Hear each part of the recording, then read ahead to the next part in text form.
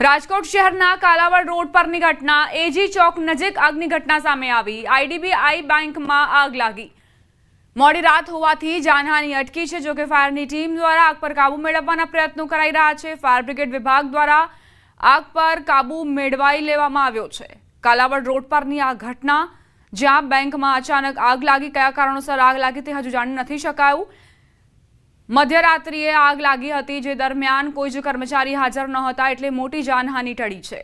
IDBI bank જેમાં આગ લાગી, હવે સવાલ એ કે જે ડોક્યુમેન્ટ્સ આ બેંકમાં હતા તેનું નિરાકરણ કેવી રીતે લાવવામાં આવશે, કારણ કે એ બળીને ખાખ થઈ ગયા છે।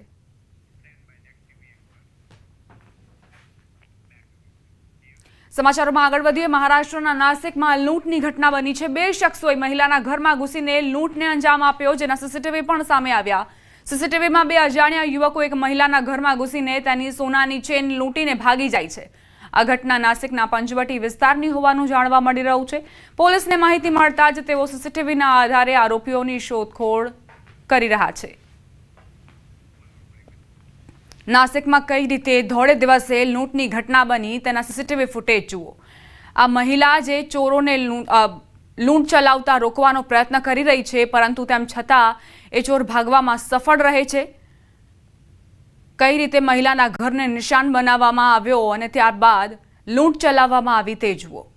મહારાષ્ટ્રનો આ કિસ્સો ખરેખર લાલબત્તી સમાન છે। જે લોકો પણ એવું વિચારતા હોય કે ઘર સુરક્ષિત છે, હવે ઘર પણ સુરક્ષિત નથી રહ્યા, કારણ કે ચોરો આવશે અને તમને લૂંટી જશે।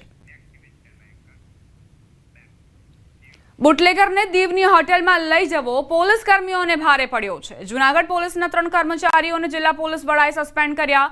પોલીસ હેડક્વાર્ટરના પીએસઆઈ સહિત 3 પોલીસ કર્મી સસ્પેન્ડ। ફરજમાં બેદરકારી બદલ પગલાં લેવાયા। ઉના તાલુકાના બુટલેગર રસિક બાંભણિયાને દીવ કોર્ટમાં મુદ્દત માટે લઈ ગયા હતા, જ્યાં મુદ્દત પૂરી થયા બાદ બુટલેગરને દીવની હોટેલમાં લઈ જવાયો હતો, જે બાદ પોલીસ હેડક્વાર્ટરના PSI HM Katara, head constable Anil Manvar, constable Chetan પરમારને સસ્પેન્ડ કરાયા છે। રાજકોટના જેતપુરના પીઠડિયા ટોલ પ્લાઝા પર કાર ચાલકની દાદાગીરીના સીસીટીવી સામે આવ્યા છે। ટોલ બૂથ પર ગવર્મેન્ટ ઓફ ગુજરાત લખેલી કાર ચાલકની દાદાગીરી। ટોલના બૂમ બેરિયર તોડી નાસી જતો ચાલક સીસીટીવીમાં કેદ થયો। ગવર્મેન્ટ ઓફ ગુજરાત લખેલી કારમાં અંદર સાયરન પણ હોવાનો ઉલ્લેખ છે। ટોલ કર્મીએ ગાડી રોકવાનો પ્રયાસ કરતા ધમકી આપી હોવાનો પણ ટોલ મેનેજરનો આરોપ। ટોલ પ્લાઝા મેનેજરે વીરપુર પોલીસને લેખિત અરજી આપી છે।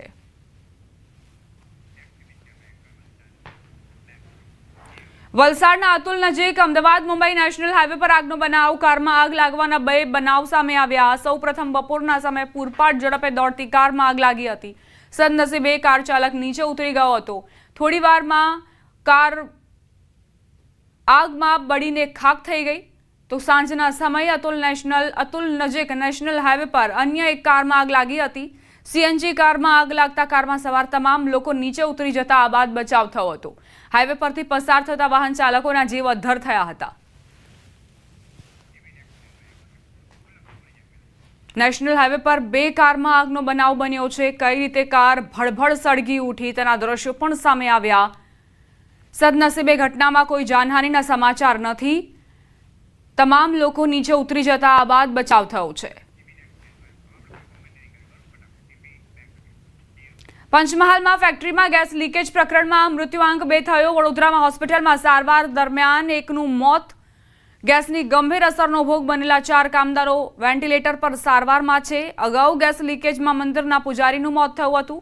ઘોગંબાની રણજીતનગર ગુજરાત ફ્લોરોકેમિકલ ફેક્ટરીમાં ગેસ લીકેજ થતા મંદિરના પૂજારીનું મોત થયું હતું, જ્યારે 13 કામદારોને અસર થઈ હતી। કચ્છના મુન્દ્રામાં માતા સહિત 3 બાળકો નર્મદા કેનાલમાં ડૂબ્યા। તરવૈયાઓએ માતાનું રેસ્ક્યુ કર્યું। માતાની સારવાર અર્થે હોસ્પિટલ ખસેડાઈ। કેનાલમાં 3 બાળકોની શોધખોળ હાથ ધરાઈ છે। મુન્દ્રા પોલીસે ઘટના સ્થળે પહોંચી તપાસ હાથ ધરી। અકસ્માત કે આપઘાતને લઈને પોલીસે તપાસ આરંભી છે। પ્રધાનમંત્રી નરેન્દ્ર મોદી ફરી આવશે ગુજરાત પ્રવાસે। 20 સપ્ટેમ્બરે ભાવનગરમાં પીએમનો કાર્યક્રમ। અલંગ શિપ બ્રેકિંગના કાર્યક્રમમાં તેઓ હાજરી આપશે। ₹100 કરોડથી વધુના વિકાસ કાર્યોનું લોકાર્પણ કરશે। પ્રધાનમંત્રીનો ભાવનગરમાં યોજાશે રોડ શો। એરપોર્ટથી જવાહર મેદાન સુધી યોજાશે રોડ શો। રોડ શો સંદર્ભે શરૂ કરાઈ તડામાર તૈયારીઓ।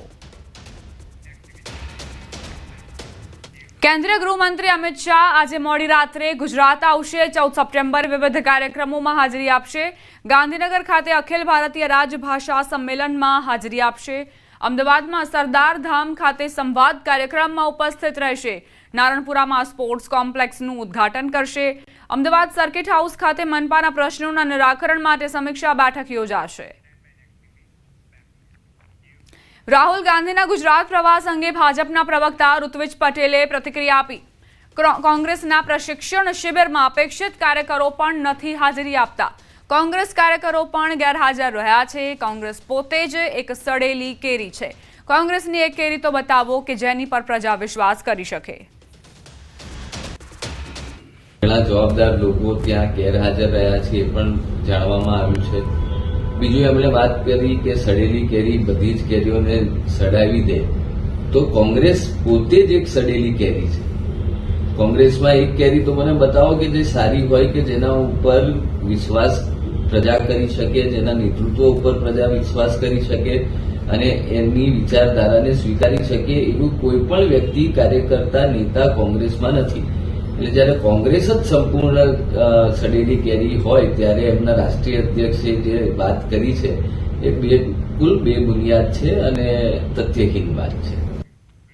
લાફાકાંડ કેસમાં ધારાસભ્ય ચૈતર વસાવા નર્મદાની ડેઢિયાપાડા કોર્ટ લાવવામાં આવ્યા। ચૈતર વસાવા પોલીસ જાપ્તા હેઠળ ડેઢિયાપાડા લાવવામાં આવ્યા, જ્યાં કોર્ટમાં આજે કેસ કમિટ થતા મુખ્ય આરોપી કોર્ટમાં હાજર કરાયા। મુખ્ય આરોપી ચૈતર વસાવા હોવાથી તેઓને હાજર રખાયા। સમગ્ર કેસ રાજપીપળામાં એડિશનલ સેશન્સ કોર્ટમાં ચાલશે।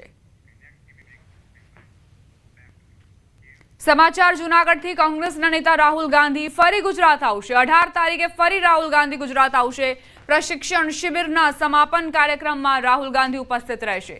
પાલ આંબલિયાએ નિવેદન આપ્યું છે 3 કલાકના સેશન પછી કેટલાક પ્રશ્નો હજુ અધૂરા છે, જેના જવાબ તેઓ 18મીએ આપશે। રાહુલ ગાંધીએ માનવતા, આધ્યાત્મિકતા, જુજુત્સુ સહિતના બાબતો અંગે વિમર્શ કર્યો।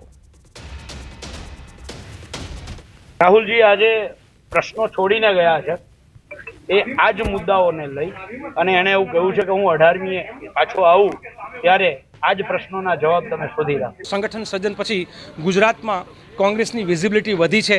ઠેર ઠેર આપ જોશો કે પ્રોટેસ્ટ, જનતાના મુદ્દે લડાઈઓ લડવાનું પ્રમાણ પણ વધ્યું છે। જિલ્લા કક્ષાએ આખી જનતાના અધિકારોને કાર્યક્રમો થઈ રહ્યા છે। બીજી બાજુ ખેડૂત અધિકાર યાત્રા પણ શરૂ થઈ ગઈ છે। બનાસકાંઠામાં પૂરે ભીષણ તારાજી સર્જી છે। ભારે ખાના ખરાબી વચ્ચે બનાસકાંઠાના સાંસદની ગેરહાજરી જોવા મળી હતી। ભાજપના નેતાઓએ પણ આક્ષેપ કર્યા હતા, જે બાદ બનાસકાંઠાના કોંગ્રેસ સાંસદ ગેનીબેન ઠાકોરે 6 દિવસ બાદ પૂરગ્રસ્ત વિસ્તારોની મુલાકાતે પહોંચ્યા। પ્રશિક્ષણ શિબિર મૂકી પોતાના મત વિસ્તારમાં પૂરની સમીક્ષા કરવા પહોંચ્યા હતા ગેનીબેન। વાવના મોરીખા ગામે હજુ પણ પાણીનું સામ્રાજ્ય જોવા મળ્યું, જ્યાં ભરાયેલા પાણીમાં સાંસદ ગેનીબેન ઠાકોર ઉતર્યા હતા અને લોકોની વ્યથા જાણી। સમર્થકો સાથે પૂરગ્રસ્ત મોરીખા ગામની ગેનીબેને મુલાકાત લીધી। ભરાયેલા પાણી વચ્ચેથી પસાર થતા નજરે પડ્યા સાંસદ ગેનીબેન ઠાકોર।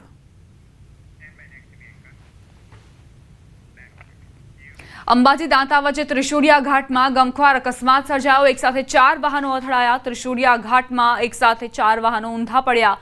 ટ્રકના એક ક્લીનરનું મોત થયું, ડ્રાઈવરને રેફર કરાયો। પોલીસ વાનમાં કોઈ પોલીસ કર્મીને ઈજા નથી પહોંચી।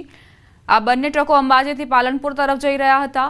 પોલીસની 2 જીપો અકસ્માતની તપાસ કરવા માટે ઘટના સ્થળે પહોંચી હતી। તે સમયે અન્ય ટ્રક દ્વારા જોરદાર ટક્કર મારતા બંને પોલીસની જીપ ફંગોળાઈને ગ્રાઉન્ડમાં પડી હતી। અંબાજી पुलिस ने 112 जनरक्षक वाहन पण खाड़ा में फंगोड़ाया। 2 पुलिस गाड़ियां डैमेज हुआ है और वो दोनों ट्रक्स और 2 गाड़ियां रिकवरी के लिए प्रोसीजर चालू है। हमारा टीम एसडीएम, मैं एसडीएम हूँ और मेरा मामलतदार और दोनों पुलिस स्टेशन का कांस्टेबल्स और एसआई पीए सब लोग यहाँ हाजिर है। और इसी के लिए त्रिशूलिया घाट में अभी 1 महीने के पहले ही वो मेला की वजह से पूरा हमने आरएनबी के द्वारा काम करवाया था, फिर भी ऐसा एक्सीडेंट हुआ है। पुलिस में कर्मियों में कोई इंजर्ड थયેલું નથી, પરંતુ પેલામાં ટ્રકમાં એક વ્યક્તિનું મોત થઈ છે અને 3 ઘાયલ છે અને એને વધુ તપાસ છે સિવિલ હોસ્પિટલમાં। છોટાઉદેપુરમાં મધ્યપ્રદેશને જોડતા નેશનલ હાઈવે 56 ઉપરના 3 પુલ ઉપર વાહન વ્યવહાર બંધ કરાયો. ઓરસંગ પુલ, સુવાલ પુલ અને ફેરખુઆ પુલ ઉપર 13 સપ્ટેમ્બર સુધી વાહન વ્યવહાર બંધ રહેશે. પુલોની ચકાસણી પ્રક્રિયાને લઈ કલેક્ટરે ડાયવર્ઝન અંગે બહાર પાડ્યું જાહેરનામું. છોટાઉદેપુર અલીરાજપુર જતા આવતા ભારે વાહનો વાયા કવાંટ થઈને જઈ શકશે, જ્યારે 4 વ્હીલ વાહનો વાયા વનાર, અંત્રોલી, દેવહાટ, ફેરખુઆ થઈને અવરજવર કરી શકશે. 60 વર્ષ કરતાં જૂના પુલ હોવાથી સલામતી અર્થે ચકાસણી કરવામાં આવશે. ઓરસંગ બ્રિજ ઉપર તંત્ર દ્વારા ચકાસણી કરાઈ. આ તરફ સાંસદે જાહેરનામાનું પાલન કર્યું. સાંસદ જશુભાઈ રાઠવાએ ચાલીને આ બ્રિજ પસાર કર્યો. બ્રિજની ચકાસણીને લઈ વાહનો માટે આ બ્રિજ બંધ કરાયો છે. રંગપુર નાકા બ્રિજ બંધ હોવાથી સામેપાર સુરખેડા ગામ પંચાયત ઘરના લોકાર્પણ કાર્યક્રમમાં સાંસદ પદયાત્રા કરીને ગયા. સાંસદ જશુભાઈ સાથે નારણ રાઠવા, મુકેશ પટેલ સહિત આગેવાનો અને અધિકારીઓ પણ ઉપસ્થિત રહ્યા હતા.